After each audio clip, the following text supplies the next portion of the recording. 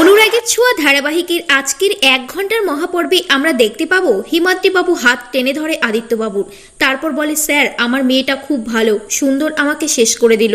আমার মেয়েটাকে সুন্দরের হাত থেকে বাঁচাতে আমি আর পারবো না, ওর আর কেউ রইল না, আপনি দয়া করুন। সুদীপা বলে, পিসি বাবার কিছু হবে না তো? তারপর সুদীপা বলে, বাবা তোমাকে আমি বাঁচাবো, কিচ্ছু হতে দেব না, বাবাকে হসপিটালে নিয়ে যাওয়ার ব্যবস্থা করতে হবে।